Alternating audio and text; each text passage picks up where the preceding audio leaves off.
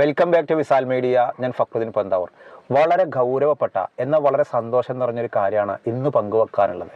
വയനാട് ദുരന്തത്തിൽ ഒരുപാട് പേർക്ക് ജീവൻ നഷ്ടമായി, ഒരുപാട് ലക്ഷം വരെ കോടിക്കണക്കിന് രൂപയുടെ നാശനഷ്ടങ്ങളുണ്ടായി.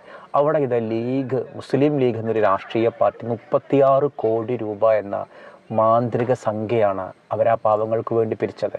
നമ്മുടെ സ്റ്റേറ്റിൻ്റെ ദുരിതാശ്വാസ നിധിയിലേക്ക് 280 കോടിയോളം രൂപ കിട്ടി. പക്ഷെ അതിൻ്റെ ഗുണങ്ങളൊന്നും അവിടുത്തെ ദുരിതാശ്വാസ ബാധിതർക്ക് കിട്ടാതിരിക്കുമ്പോഴാണ് ഒരു രാഷ്ട്രീയ പാർട്ടി ഈ രീതിയിൽ പണം പിരിച്ചിട്ടുള്ളത്. കാരണം അവരുടെ കയ്യിൽ അവരെ ആളുകൾ അത്രയും വിശ്വസിക്കുന്നു എന്നുള്ളതും അതുകൊണ്ട് തന്നെ ഒരു മാസം കൊണ്ട് അവർക്ക് ഈ ഫണ്ട് സമാഹരിക്കാൻ കഴിഞ്ഞുള്ളതാണ് ഏറ്റവും അത്ഭുതകരം. അവർ ആ ഫസ്റ്റ് കിട്ടിയ തുകയിൽ തന്നെ ആ ദുരിതാശ്വാസ ദുരിതബാധിതർക്ക് ക്യാഷായിട്ട് തന്നെ കയ്യിൽ പണം കൊടുക്കുകയും അവർക്ക് ഭൂമി വാങ്ങാൻ വേണ്ടിയുള്ള നടപടിക്രമങ്ങളൊക്കെ ആരംഭിച്ചിട്ടുണ്ട്.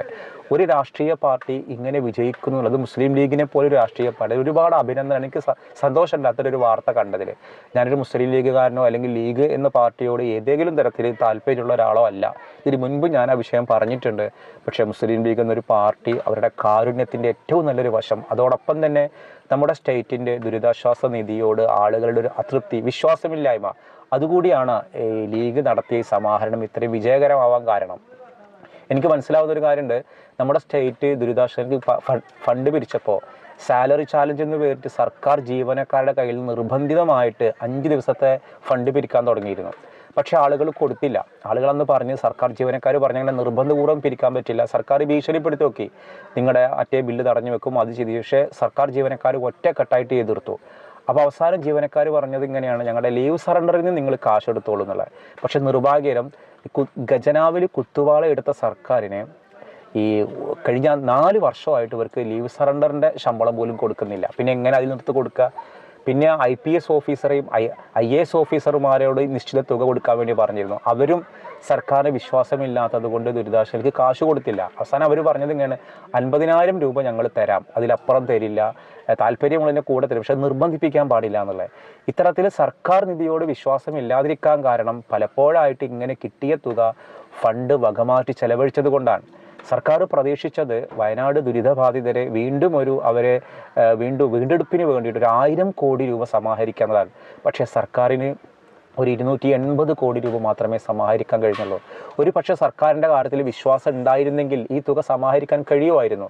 അവിടെയാണ് ഒരു രാഷ്ട്രീയ പാർട്ടി, ആ കൂട്ടത്തിൽ സഹായിച്ച മുസ്ലിം ലീഗ് മാത്രമല്ല, DYFI ഉണ്ട്, കോൺഗ്രസ് ഉണ്ട്, അവർക്കാർക്കും പറ്റാത്ത ഒരു മാന്ത്രിക സംഖ്യ മുസ്ലിം ലീഗ് എന്നൊരു രാഷ്ട്രീയ പാർട്ടിക്ക് സമാഹരിക്കാൻ കഴിഞ്ഞു എന്നുള്ളതാണ്.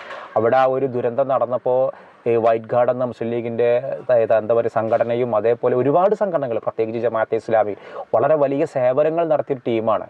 അതിൽ നിന്നൊക്കെ വ്യത്യസ്തമാകുന്നത് ലീഗിൻ്റെ ഈ ഒരു പ്രവർത്തനമാണ്. അപ്പോൾ അതിനെ ഈ വിസാൽ മീഡിയ അഭിനന്ദിക്കുകയാണ്. അപ്പോൾ നമ്മുടെ വീഡിയോ കാണുന്ന ലീഗിൻ്റെ പ്രവർത്തകരുണ്ടെങ്കിൽ അഭിമാനത്തോടെ നിങ്ങൾ പറയുക: ഞാനൊരു മുസ്ലിം ലീഗുകാരനാണെന്നില്ല, അഭിമാനിക്കുന്നു എന്നുള്ളത്. കാരണം ഞാനൊരു ലീഗുകാരനല്ല, എൻ്റെ വീട്ടിൽ ആരും ലീഗുമായിട്ട് ബന്ധമുള്ള ആളുകളില്ല, എൻ്റെ ജീവിതത്തിൽ നമുക്ക് ആ രാഷ്ട്രീയ പാർട്ടിയോട് താല്പര്യം തോന്നിയിട്ട്. പക്ഷേ ഇന്ന് ഞാൻ അഭിമാനത്തോടെ പറയുന്നു, അത്തരത്തിലൊരു ലീഗുകാരനായതിൽ ഓരോരുത്തരും അഭിമാനിക്കേണ്ട നിമിഷമാണ്. കാരണം ഇത്തരമൊരു ദുരന്ത സമയത്ത് ഈ രീതിയിൽ സഹായിക്കാൻ കഴിഞ്ഞു എന്നുള്ളത്. കൂട്ടത്തിൽ ഞാൻ ഒരു കാര്യം കൂടി പറയുന്നുണ്ട്, നമ്മുടെ വീഡിയോ കാണുന്ന ആളുകൾ ശ്രദ്ധിക്കേണ്ടത് ഒന്നാണ്. ഇൻഷാ അല്ലാ വിസാൽ മീഡിയ ഞാനും എൻ്റെ സുഹൃത്ത് അബ്ദുൾ റസാഖ് നിസാമിയും കൂടി ചേർന്നിട്ട് 2 ക്ലാസ്സുകൾ സൗജന്യമായി വെക്കുന്നുണ്ട്. ഒന്ന് നമ്മുടെ ഫാമിലി പ്രോബ്ലമൊക്കെ പരിഹരിക്കാൻ ഒരു ഫാമിലി ക്ലാസ്സും, അതോടൊപ്പം ഒരു പാരൻറ്റിങ്ങിൻ്റെ ക്ലാസ്സും എടപ്പാൾ വെച്ചിട്ടാണ് ക്ലാസ് വെക്കുക. തീർത്തും സൗജന്യമായിട്ടാണ് ക്ലാസ്. ഇൻഷാ അല്ലാ വിശദ വിവരങ്ങളൊക്കെ പറയാം. അപ്പോൾ നമ്മുടെ കുടുംബത്തിൽ എന്തെങ്കിലുമൊക്കെ പ്രശ്നങ്ങളുണ്ട്, ഫാമിലിയുമായുള്ള പ്രശ്നങ്ങൾ, ഭാര്യ ഭർത്തൃ പ്രശ്നങ്ങളൊക്കെ ഉണ്ടെങ്കിൽ നമുക്ക് പരിഹരിക്കാനും നമ്മളെങ്ങനെ ഒരു നല്ല ഭാര്യയാവാം, ഒരു നല്ല ഭർത്താവ് എങ്ങനെയാകാം എന്നതൊക്കെ നമുക്ക് മാറിയെടുക്കാൻ വേണ്ടിയുള്ള ഒരു 1 ഡേ പ്രോഗ്രാം ഇൻഷാ അല്ലാ എടപ്പാൾ വെച്ചിട്ടാണ്. കാശിൻ്റെ ഒന്നും ആവശ്യമില്ല, അത് വെക്കുന്നുണ്ട്. അതോടൊപ്പം നമ്മുടെ മക്കളെ വളർത്തുന്ന കാര്യത്തിൽ നമ്മൾ എന്തൊക്കെ ചെയ്യേണ്ടതെന്നറിയാനും, പിന്നെ നിങ്ങൾക്ക് പേഴ്സണലി കൗൺസിലിംഗ് ആവശ്യമുണ്ടെങ്കിൽ അതും നമ്മൾ കൊടുക്കും. ഇൻഷാ അല്ലാ ഡേറ്റ് ഞാൻ പിന്നീട് അറിയിക്കാം. അപ്പോൾ ആരൊക്കെ ആ ക്ലാസ്സിൽ അങ്ങനെ ഫ്രീ ആയിട്ട് ക്ലാസ് വെച്ചാൽ കാശൊന്നും വേണമെങ്കിൽ ₹1 തരണ്ട, ഞങ്ങൾക്ക് ആർക്കും തരണ്ട, നിങ്ങൾക്ക് സൗജന്യമായിട്ട് നമ്മുടെ കുടുംബം നേരെയാവാൻ വേണ്ടിയുള്ളൊരു അവസരമാണ്. അപ്പോൾ ഇൻഷാ അല്ലാ അങ്ങനെ ഒരു ക്ലാസ് വെക്കുകയാണെങ്കിൽ ഇൻഷാ അല്ലാ ഈ ഒരു സെപ്റ്റംബർ മാസത്തിലുണ്ട്, ഡേറ്റ് ഞാൻ പിന്നെ അറിയിക്കാം. ആരൊക്കെ വരാൻ സാധ്യത ഉണ്ട് എന്നുണ്ടെങ്കിൽ ഞാൻ വരാമെന്നൊന്ന് കമൻറ്റ് ചെയ്യണം.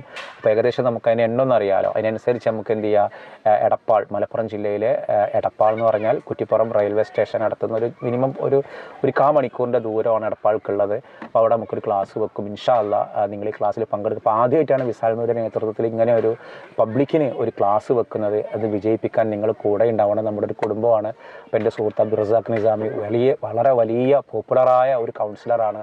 ഈ രംഗത്തൊക്കെ ഒരുപാട് കഴിവുള്ള ആളുകളാണ്. പിന്നെ കുട്ടികളുടെ പഠന വൈകല്യത്തെക്കുറിച്ചൊക്കെ അതൊക്കെ പറഞ്ഞാൽ അവിടെ ഒരുപാട് കൗൺസിലേഴ്സൊക്കെ ഉണ്ടാവും. അപ്പോൾ ഇൻഷാ അല്ലാഹ് അതൊക്കെ സൗജന്യമാണ്. അപ്പോൾ ഡേറ്റ് ഞാൻ അറിയിക്കാം. ആരൊക്കെ ക്ലാസ്സിൽ ഉണ്ടാവുന്നുണ്ടെങ്കിൽ പ്രത്യേകം പറയണം. അപ്പോൾ ഓക്കെ, ബായ്.